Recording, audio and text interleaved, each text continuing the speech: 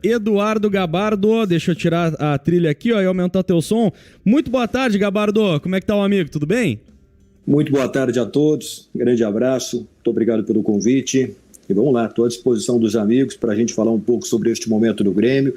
Depois da vitória de ontem, né, com uma esperança que ainda existe para tentar evitar o rebaixamento nesta reta final de Campeonato Brasileiro. Grande Eduardo Gabardo. Olha, eu estou muito feliz mesmo de receber o Gabardo. Eu não falei isso para ele na nossa conversa ali do WhatsApp, mas olha, uma das minhas primeiras visitas, professor, uma das primeiras visitas na época do começo da faculdade foi aos estúdios da Rádio Gaúcha, e um dos caras que recebeu lá a turma foi o Gabardo. Então, pô, eu sempre admirei o trabalho dele, que bacana ele estar aqui conosco. E, Gabardo, aqui do meu lado vai estar o cara que a gente chama carinhosamente de professor, mas é o Luiz Felipe, tá? E já vou começar a conversa contigo perguntando um negócio leve. E aí, Gabardo, gremista ou colorado? Imagina. Mas, claro que é brincadeira, né, a pergunta, mas como é que tu leva essa situação? E muita gente deve te perguntar isso aí, né? Muita gente. Não só para mim, mas também perguntam muito sobre os times dos colegas de trabalho, né? Mas o fulano torce para qual time? Aquele é colorado, aquele é gremista. É uma pergunta que eu escuto, eu diria que praticamente todos os dias, né? E assim, eu levo com bom humor na brincadeira, né? E a gente está vendo assim, muitos jornalistas, colegas que trabalham na imprensa, abrindo seu time, né, dizendo para qual time torce e fazendo esse tipo de jornalismo, né, que eu acho bacana. Eu acho que tem espaço para todo tipo, para pegar o teu público da maneira como for melhor, né? E o público, eu acho que gosta disso, gosta de ouvir, gosta de acompanhar os jornalistas que são identificados, e tem também, eu acho que é uma coisa muito importante, os jornalistas que não são identificados e que trabalham de uma determinada maneira e que também o público acaba gostando. Então, acho que tem espaço para todo mundo. Agora, eu costumo responder da seguinte maneira: eu não sei se as pessoas acreditam ou não. Eu comecei a trabalhar em 1994, então eu tenho 26 anos, né? 26 para 27 anos de profissão. E eu hoje, do fundo do coração, com toda a sinceridade, eu não me considero mais torcedor de nenhum time. Claro que eu tinha um time que eu torcia lá na minha adolescência e durante algum tempo, isso eu ainda torcia lá quando eu comecei a trabalhar, mas aos poucos foi diminuindo e virou assim para mim, essa rotina do trabalho, algo tão profissional que eu, no meu íntimo, não me considero mais torcedor de time nenhum. Quando eu não estou trabalhando, eu sento para acompanhar o jogo do Grêmio, do Inter, e eu não tenho reação de emoção nenhuma com vitória, com empate, com derrota. Eu consigo, e acho que isso é um ponto muito positivo para eu desenvolver meu trabalho, analisar e encarar tudo com muito profissionalismo.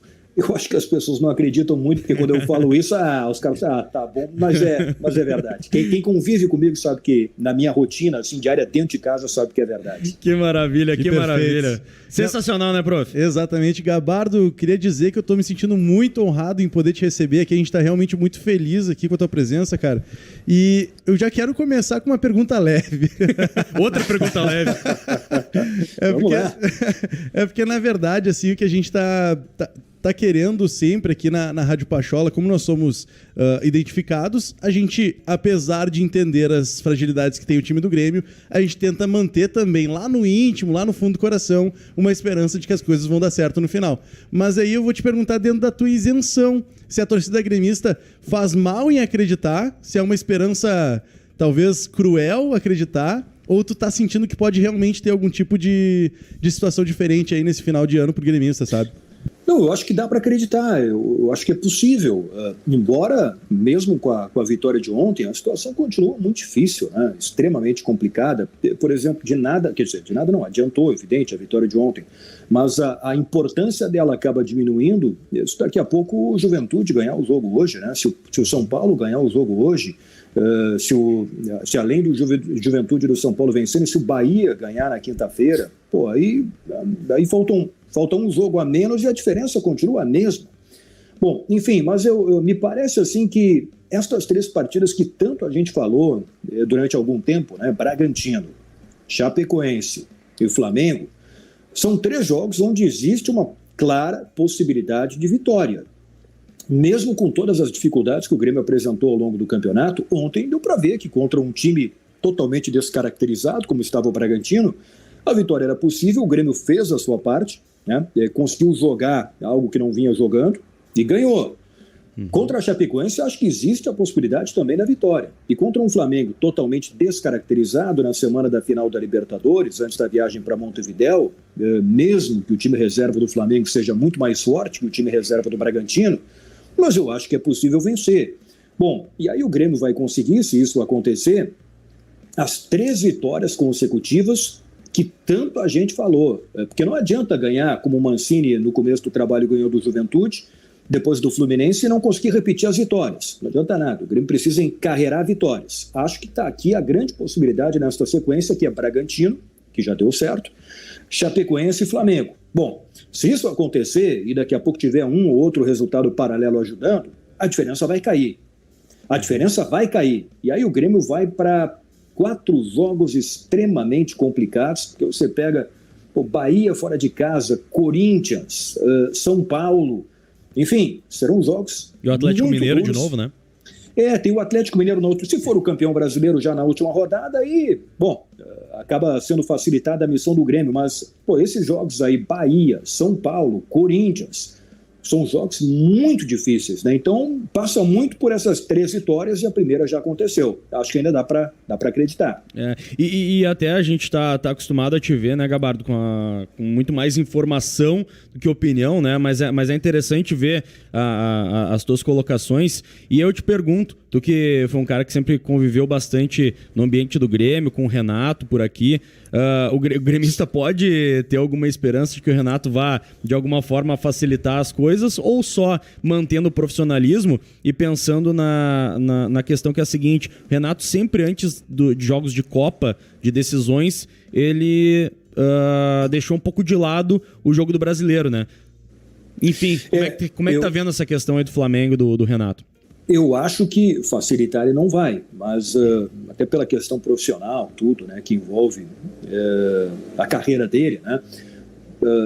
Se a gente lembrar, teve lá na época da década de 90 pelo Botafogo que ele não quis jogar contra o Grêmio, mas agora ele é técnico, é uma situação completamente diferente e eu acho que ele está num outro nível de profissionalismo. Então acho que facilitar ele não vai, mas essa questão de escalar um time inteiramente reserva é algo que vai acontecer e eu não tenho dúvida nenhuma. Bom, vocês conhecem bem o Renato também, né? Por esse tempo todo que ele treinou o Grêmio e pela maneira dele trabalhar. E mais, eu digo que talvez não seja nem os principais reservas do Flamengo que vão enfrentar o Grêmio. Daqui a pouco pode pintar um time assim bem alternativo, bem alternativo, né?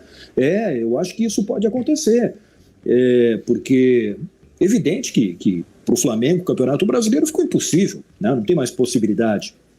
E todo o foco vai estar na final da Copa Libertadores da América. Então acho que o Renato, além de preservar o time titular, talvez os principais reservas não joguem também.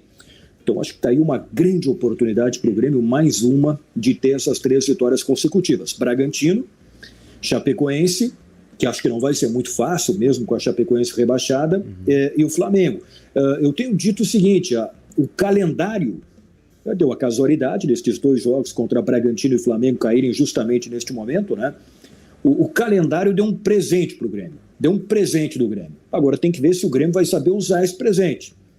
O primeiro jogo já deu certo, e foi uma vitória até tranquila contra o Bragantino. Vamos ver agora contra a Chapecoense e contra o Flamengo, porque é claro que a gente está há muito tempo falando, né? Agora é a última chance, aí perde, aí tem ainda mais uma chance, aí agora é a última chance, aí perde, tem mais uma chance, mas agora, se não ganhar esses 3 jogos, eu sinceramente vou deixar de acreditar. Aí já era, claro, né? Como bem disse o César, Gabardo, é muito legal te ver dando um pouco mais de opinião até do que só trazendo a informação, e dentro disso eu queria saber o que tu pensa um pouquinho também. Não sei se tu poderia expor muito sobre isso, mas é que a torcida gremista estranha muito o Alisson aparecer tantas vezes no time com tantos técnicos diferentes. Vamos fazer uma lista além do Alisson? E aí eu queria muito tentar entender também a tua visão sobre esse jogador, sobre por que ele está sendo tão utilizado por tantos técnicos, sempre aparecendo como uma solução e muitas vezes se mostrando uma solução ineficiente, apesar de ter a sua importância tática. Eu sinceramente eu tenho muita dificuldade para entender também Bom, primeiro, eu vejo alguma qualidade no Alisson, né? Eu não acho assim. A gente escuta muitos comentários de torcedores, de jornalistas, que entendem que o Alisson é um jogador que não deveria nem jogar, não digo nem jogar como titular, mas que não deveria nem ser relacionado, que não deveria nem estar no grupo de jogadores do Grêmio. O Grêmio deveria se desfazer dele. Eu não chegaria a tanto. Eu acho que o Alisson tem a sua utilidade, né? É um jogador que tem toda a questão tática que os técnicos tanto falam. Ele já teve alguns momentos ali que ele construiu jogadas, que ele fez gols. Agora, eu não consigo ver e eu não consigo encontrar motivo, por mais que eu tente questionar técnicos, profissionais para entender isso.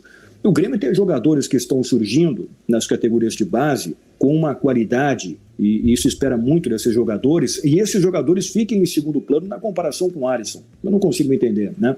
Se a gente pegar o Ferreira, que ontem eu acho que fez uma boa atuação, para mim ele não pode ficar atrás do Alisson. O Elias, que está surgindo, ele pode jogar pelo lado também, né? Que está surgindo também, não pode ficar atrás do Alisson. Eu acho, embora o Alisson tenha entrado ontem, né, durante a partida, mas que nessa reta final do Campeonato Brasileiro, eu acho que o Alisson vai ser mantido como reserva.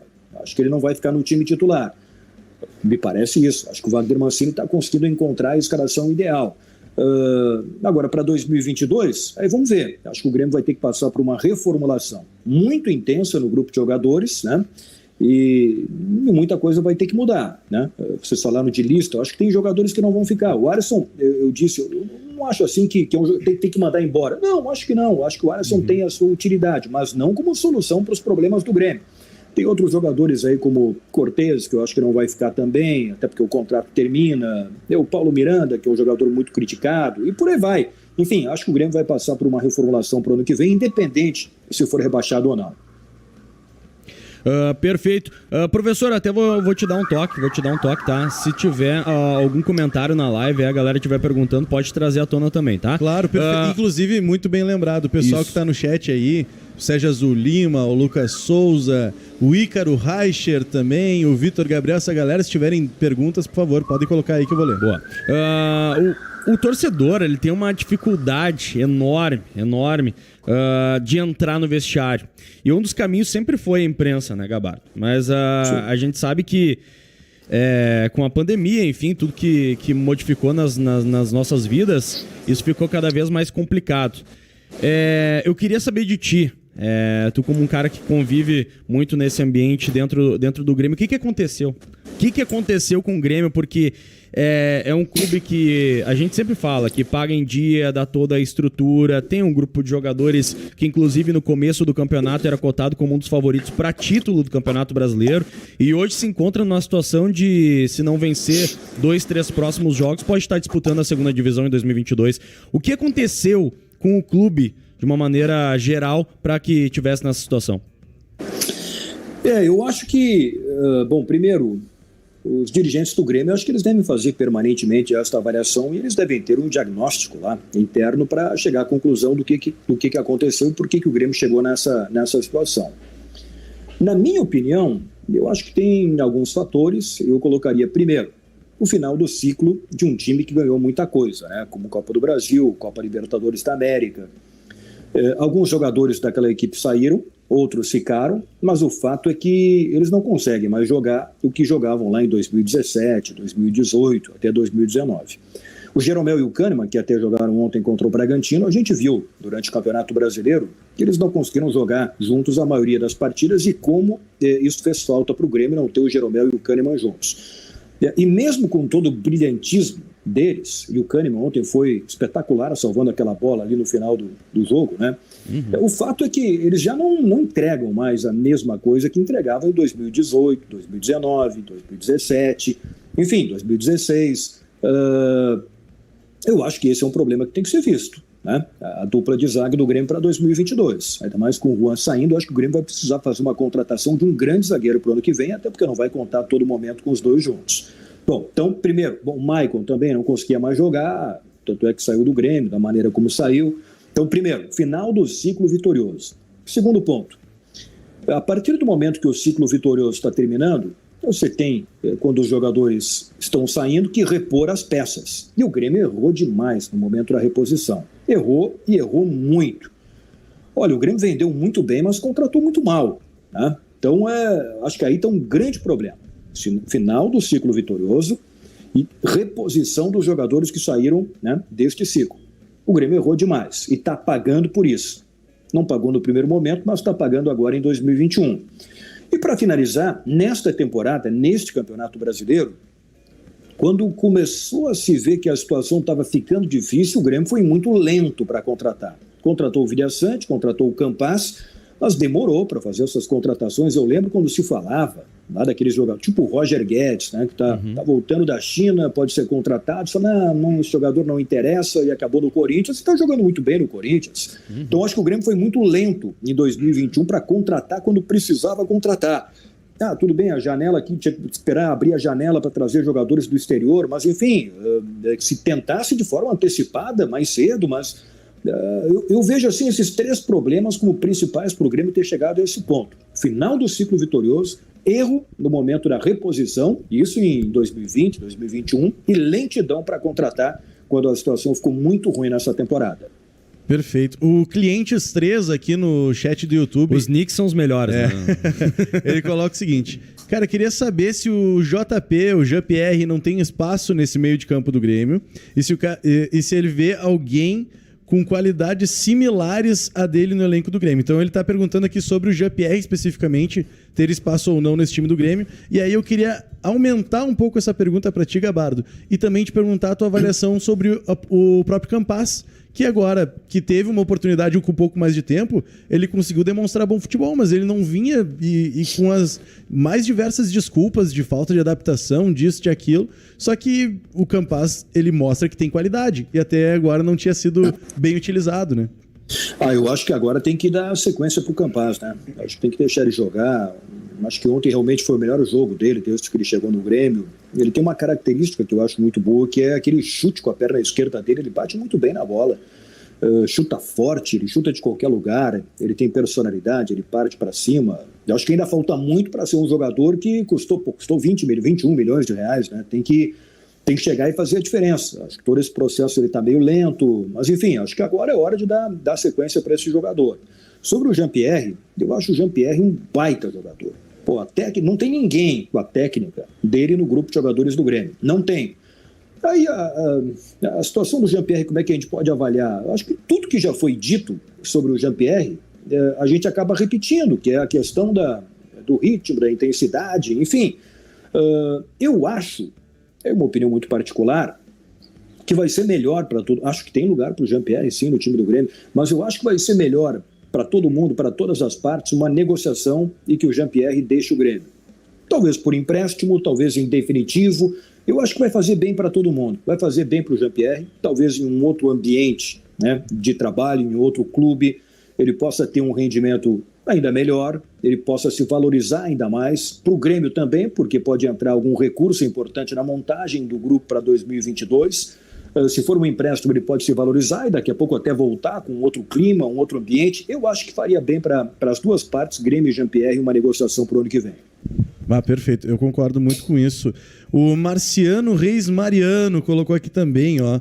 Ele pediu pro Gabardo falar um pouquinho sobre a importância do Grêmio contratar um diretor de futebol e um analista de desempenho. Hein? Isso é interessante, Gabardo, porque aqui uma das principais conclusões que a gente tira desse momento do Grêmio é que o presidente Romildo foi mestre na arte de gerir o clube, enfim, na parte das finanças, enfim, o clube como um todo. Porém, faltou muito a inteligência, digamos assim, para entender o momento do Grêmio e observar onde eram as carências e agir rápido, como tu bem disse, né? Ou seja, alguém que entendesse de bola, entendesse de campo, entendesse de futebol. Sobre a questão do executivo, o Grêmio, nos últimos anos, tem contratado profissionais com esse perfil que a gente está vendo aí do Diego Serri, né? Que não são profissionais tão conhecidos, começou acho que lá com o André Zanotta, depois passou pelo Klaus Câmara, profissionais que não são tão conhecidos assim no mercado, né, que são discretos, que não dão muitas entrevistas e que trabalham. Como eu não vou a treino, como não estou lá dentro do Grêmio, eu tenho uma certa dificuldade para avaliar o que de fato é feito. Acho que eu não tenho elementos suficientes para avaliar como é que é feito o trabalho desses diretores no dia a dia. Porque vai muito mais, esse trabalho ele vai muito além de simples contratações, que é algo que é muito importante, mas tem uma série de outras atribuições para o chamado diretor executivo. O que eu escuto assim é que o Diego é um cara muito elogiado, um cara que tem um diálogo muito fácil com a equipe de trabalho, que tem conhecimento de mercado, mas enfim, o fato é que na prática, em termos de resultados, isso acabou não acontecendo, né? Acho que o Grêmio demorou para contratar, o Grêmio teve uma série de problemas, eu não sei qual é a avaliação interna do Grêmio sobre o trabalho do Diego Serri, se ele vai continuar ou não para 2022. Acho que se o Grêmio cair, e ainda existe essa possibilidade de cair mesmo com a vitória de ontem contra o Bragantino, a situação continua muito delicada. O que me parece é que se o Grêmio cair vai ter uma limpa geral, né? Acho que vai ter uma série de alterações em comissão técnica, em departamento de futebol, enfim, vários departamentos. Acho que o Grêmio vai passar por uma profunda reformulação. Sobre o diretor executivo eu não sei exatamente o que vai acontecer. Então é isso, mas se vier um novo diretor executivo para 2022... eu acho que vai ser nesse mesmo perfil. Eu não acredito muito que o presidente Romildo Bolzan, pelo que a gente viu nesse tempo todo de mandato dele, que ele vai contratar um diretor executivo com outro perfil. Me parece que a ideia é essa, né? Um profissional que trabalhe com essas características. E será que essa é a melhor escolha, tendo em vista que até certo ponto não me parece ter funcionado? Não sei o que tu pensa sobre isso especificamente, assim. Eu acho que depende. Em determinado momento funcionou, mas aí também, claro, tinha o Renato com uma configuração completamente diferente, né? Mas funcionou. Talvez com um outro técnico com outro perfil seja necessário um diretor executivo com outro perfil. Eu acho que essa eu acho que esse é um debate interessante, um debate que tem que ser feito. E me parece isso, acho que vai depender também muito, né, para 2022 do que o Grêmio vai fazer em termos de composição de comissão técnica e de departamento de futebol. Eu acho que faria bem, né, para o Grêmio um diretor executivo com outro perfil, acho que é algo que pode acontecer. Sim, não, o que eu falei anteriormente, o perfil do Romildo Bolzan é trabalhar e do departamento de futebol do Grêmio, né, é trabalhar com esse diretor executivo que não tenha tanto protagonismo. Mas, daqui a pouco, num momento difícil, enfim, não descartaria a possibilidade de aparecer um diretor com uma outra personalidade, com uma outra característica, embora eu acho que não seja a tendência. Perfeito. O Giovanni Colossi, nosso membro aqui também da rádio, ele coloca o seguinte, ó: até que ponto o nosso CEO, Carlos Amodeu, tem responsabilidade no futebol do clube também? Ele está perguntando em relação ao Carlos Amodeu. As decisões, como elas são tomadas no Grêmio, até onde eu sei, por exemplo, no momento de contratar, ela passa pelo departamento de futebol, isso em condições normais, né? Agora, quando a situação começou a ficar muito difícil, aí, nesse Campeonato Brasileiro, eu não sei se mudou alguma coisa no trabalho diário do Grêmio, mas até onde eu sei, as contratações elas passam. Isso depois da era Renato, né? Depois que o Renato saiu. Elas passam pelo departamento de futebol, que tem lá um contato direto com os analistas de desempenho, né? O departamento que trabalha na prospecção de jogadores, né? Vai para o departamento de futebol, que analisa junto com a comissão técnica. Então, o perfil técnico é traçado pelo departamento de futebol e pela comissão técnica. Até onde eu sei, é assim que funciona. Agora, quando entra na parte financeira da operação para trazer um jogador, evidentemente que o seu Carlos Amodeu participa, porque é ele que faz, e já ir junto, né, na negociação com o diretor executivo, mas que toda a operação financeira, quanto que o Grêmio pode gastar, de que maneira que esse negócio vai ser feito, em quantas vezes, de que forma vai ser parcelado, como é que vai funcionar o fluxo de pagamento, neste momento da operação, pelo que eu sei, existe a participação do CEO do Grêmio e não poderia ser diferente. E aí, juntamente com o diretor executivo, para tratar efetivamente da contratação de um jogador. Então, basicamente é assim que funciona. Não sei se agora, nessa reta final, quando chegou o Campas, quando chegou o Vilhaçante, que a situação do Grêmio já estava ficando muito difícil no Campeonato Brasileiro, não sei se teve algum tipo de alteração, mas normalmente é assim, pelo que eu sei. Então, de fato, o CEO acaba tendo participação na negociação porque envolve a parte financeira do clube, que é algo muito importante. Perfeito, 1h mais 57 minutos, a gente conversa aqui com o Eduardo Gabardo, repórter da Rádio Gaúcha. Gabardo, até para respeitar o tempo que a gente combinou aqui também, eu sei que tu tá numa tarde corrida também, vou ir finalizando e agradecendo a tua presença com uma última, que ontem eu acompanhei a seleção brasileira, que empatou com a seleção argentina, forte seleção argentina em território estrangeiro, né? Mas a seleção brasileira já carimbou o passaporte para o Catar em 2022. Eu sei que tu é um cara que já cobriu grandes eventos esportivos, Copa do Mundo e tal. Alô, RBS, o teu passaporte também tá carimbado, então, Gabardo?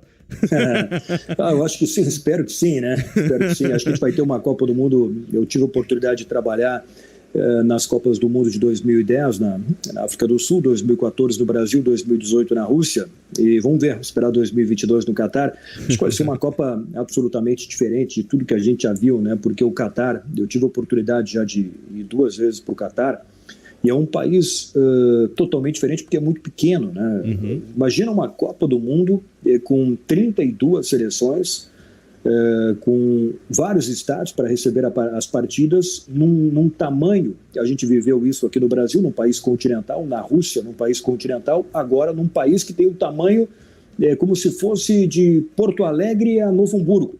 Todos os jogos da Copa do Mundo vão acontecer num raio de 40, 50 quilômetros, né? Então, se você estiver lá e tiver dinheiro para pagar os ingressos, você pode ver 2, 3 jogos por dia. Ver um jogo às 2 da tarde, outro às 6, outro de noite, vai de estádio para estádio. Eu não sei como é que eles vão fazer para acomodar num país tão pequeno tantos torcedores de países diferentes. Enfim, eles têm uma estrutura muito boa, com linhas de metrô, com áreas específicas para receber torcedores. Então vai ser muito bacana e vamos ver se a gente vai estar acompanhando lá uma Copa do Mundo bem diferente do que a gente já viu. Ok, Gabardo, me convenceu, irei para a Copa também. Sensacional, grande Gabardo, obrigado, viu, por ter aceitado o nosso convite, obrigado pela conversa. A gente gostou muito, espero que também o amigo tenha gostado. Até a próxima, tá? Muito obrigado pelo carinho de vocês, parabéns aí pelo trabalho.